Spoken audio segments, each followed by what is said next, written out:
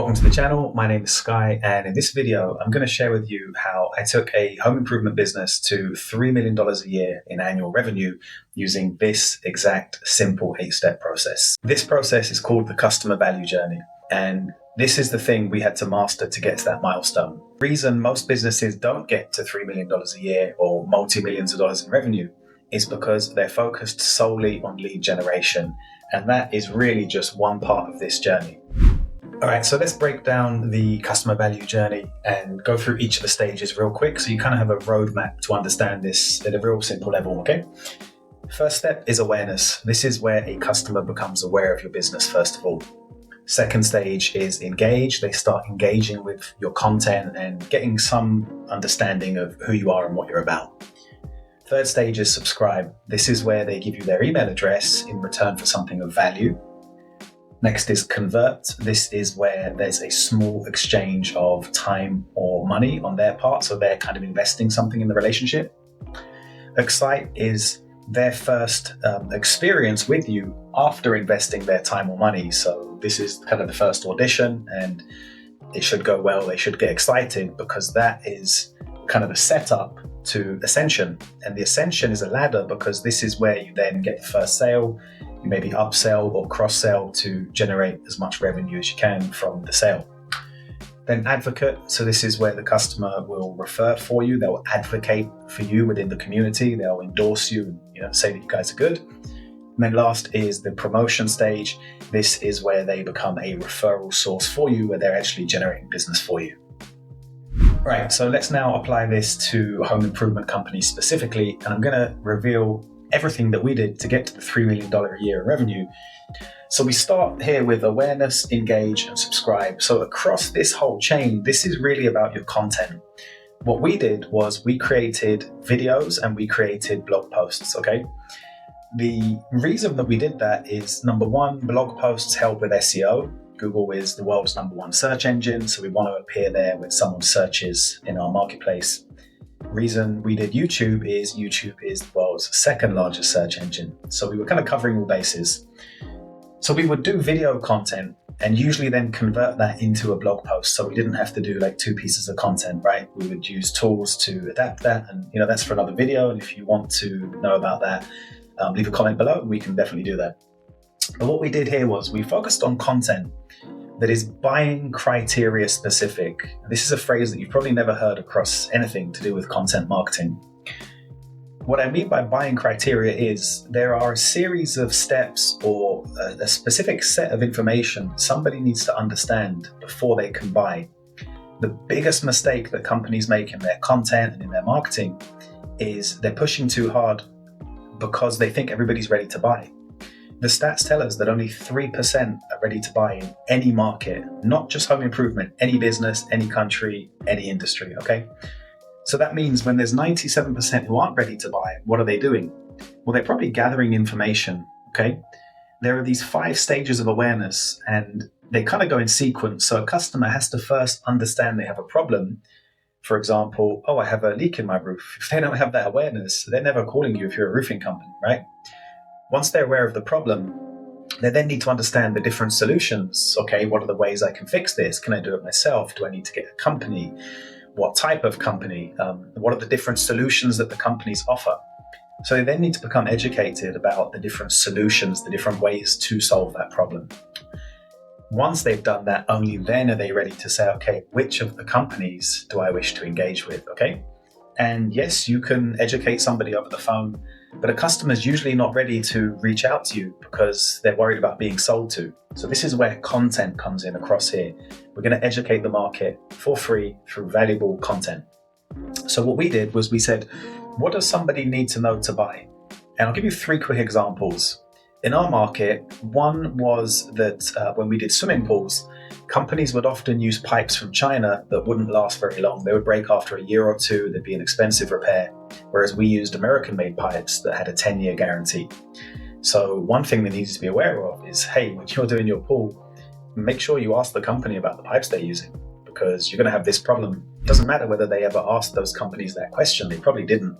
But because we educated them, they knew that we have the good pipes and that we're telling them that, so we're building trust. Another example, you couldn't put a tree within 1.5 meters of the fence because it went against the zoning in the community. Other companies, they'll just plant wherever, what you want, leave you with that problem. Now you have to pay to get the tree dug up, you have to pay a fine, and then you have to get it redone at a suitable distance. An example is like pergolas and gazebos. You need a license for that. Often companies didn't tell them, they just sold the thing and did it, and the homeowner had a big problem. So there are 3 examples of buying criteria. So we would create a video or a blog post on each of those. So that gave us 3 pieces of content, 3 videos, 3 blog posts. We would post them on social regularly. We would have them set up through different tools to just kind of post every few weeks that piece of content. And that's okay, because nobody's on your feed every day and saying you posted that before. People are kind of coming when they, have an issue and they need a company like yours. So we kept surfacing that content regularly. Someone would see it on social and they would click through. They would either end up on our blog or on our YouTube channel, where they would watch that video. In the video, they're going to understand those 3 issues, okay? Some people would subscribe to the blog and the newsletter. Some would subscribe to the YouTube channel if they weren't really ready to buy, right? They just kind of wanted to stay kind of learning this stuff because they thought in the future they might want to do a project with us. The rest of them who were more engaged and more ready, they went to the subscribe stage, because in the video we said, look, this is just 3 of the issues you need to be aware of.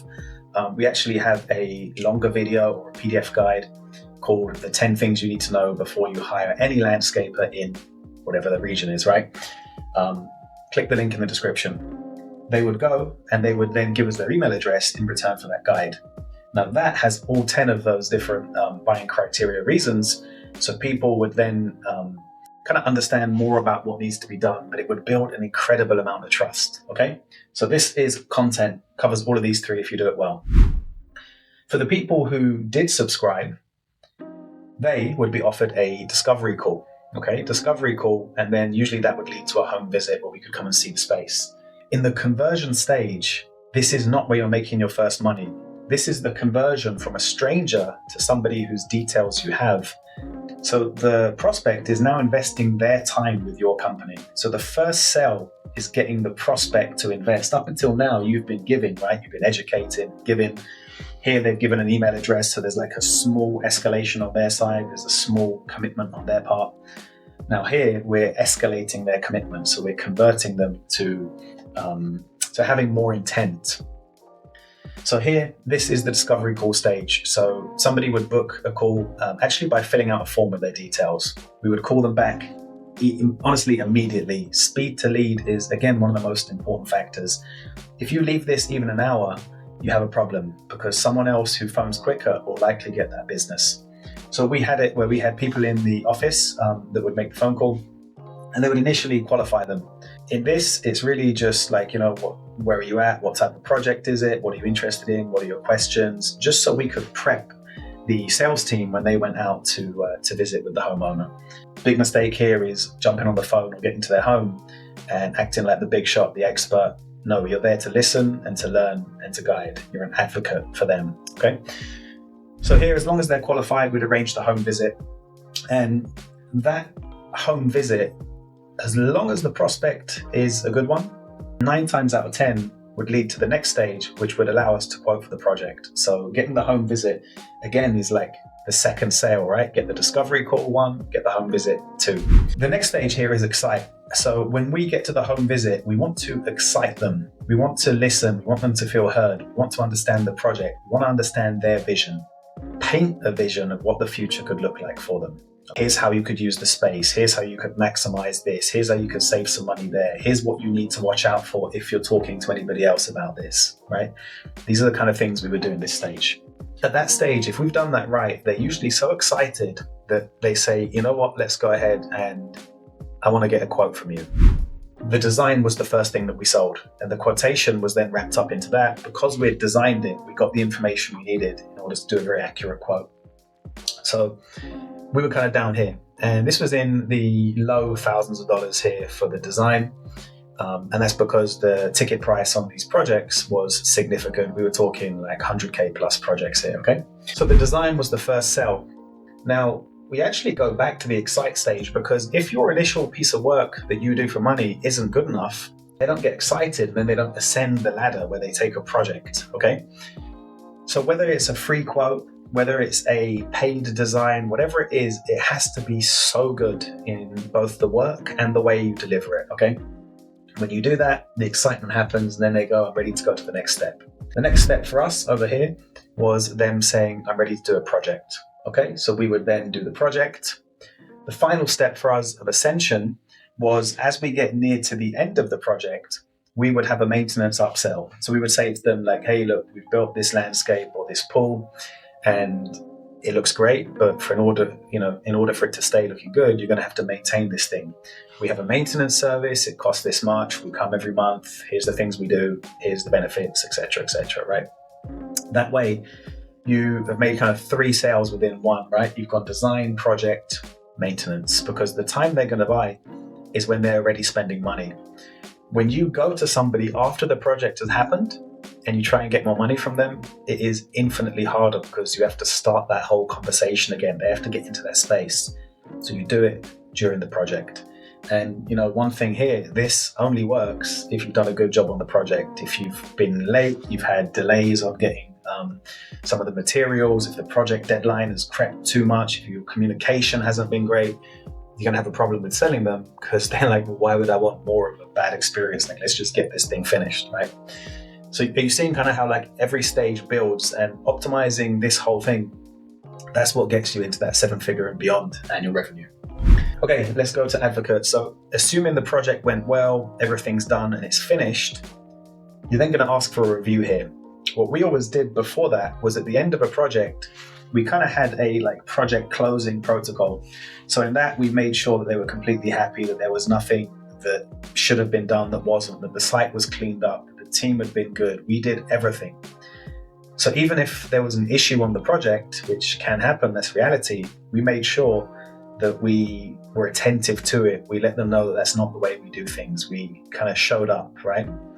By doing that, that alone means the review that you're going to get probably anyway, right, is going to be a good one. If there was a problem, they're going to be kinder in the review. If it was great, your review is going to be great, 5-star, and that's perfect, right? It's free marketing for you. So in this stage, we had an automated process where when a project ended, we marked it as ended. A system would then send an email to the customer asking for a review. Hey, project was great. It was really awesome working with you. Our business only grows because of word of mouth. So if you'd be so kind, please could you leave a review? And we'd have a 3-step process here. So we'd ask them, and then after I think 7 to 10 days, if we hadn't received the review, then we'd send a follow-up. So the first one was email, second one was via a message, SMS or WhatsApp, depending on your marketplace. And again, we wait another 7 to 10 days. People are busy, they've just got their project, they're probably enjoying it if you did it well. After another 7 to 10 days, we'd send the third and final reminder. And this one we would incentivize. We'd offer an Amazon gift voucher of $25. It doesn't have to be a lot, but that little token gesture, I promise you, will get you way, way, way more reviews, okay? Then if they didn't leave a review after that, we kind of left it like we don't want to hassle them. We want to keep them on our email list and keep in contact with them, because maybe we want to sell maintenance in the future. If they didn't buy it, maybe they'll have another project. If they did give us a review, then they're already advocating for us. So we would then wait for a period of time. In our case, it was about 4 weeks, because we knew that when they did a project, they'd have friends over. And those friends would be kind of talking to them about the space. Hey, who did it? Like, how was the project? They are primed to become a promoter or a referral source for you at that moment. So what we would do in this instance is we would, equip them with information of, here's how you refer to us, and when you do, here's what we give you in return. And there's many things you can do. We would give them a percentage of the project value sometimes. In other cases, you would give them like a gift, dinner for 2 in the best restaurant in town, right? Those things actually have more value than the money to people. So you can actually save money and get far more referrals by doing stuff like that. That is an example of the customer value journey for home improvement, okay? There's a lot there to unpack, right? The key thing that I really want to get across to you guys here is, whilst this looks complex, it's actually relatively straightforward as a system. And the reason it's straightforward is you can automate all of this, right? The social posts can be scheduled through a tool. That will get people to the YouTube channel or the blog where they can then subscribe. That's also automated. The system can then automatically offer them a discovery call or a home visit. When they've done that, this is manual. You have to go out there and excite them, and all of the stuff you already do around like creating quotes and design and presenting them. All of that can happen. But what you can also do here is automate the upsell of the maintenance service if you want. You can then automate getting them to leave a review and even thanking them after they have left a review. And then you can automate turning them into a referral source. So what I'm trying to really get across here is when you have a system in place and you automate this, it's not more work for you, but your business becomes infinitely more effective. Okay, the amount of revenue you can generate goes higher without you having to add staff or really any increase in cost. Software is super cheap these days. Okay. Second thing is when you have this, you can get kind of a really good lens on your business as to where the issues are. So if you're not getting enough people engaging, coming to your YouTube and watching the videos and subscribing or reading the blog, then you have an awareness problem, right? You're not driving enough traffic. So you solve that. If you're getting enough traffic, but not enough people are watching the videos or reading the blog, maybe it's an issue with the quality. If you're not getting enough subscribers, maybe there's an issue here, right? So you essentially get metrics across this whole chain where you understand the weakest link in the chain and then you reinforce that, okay?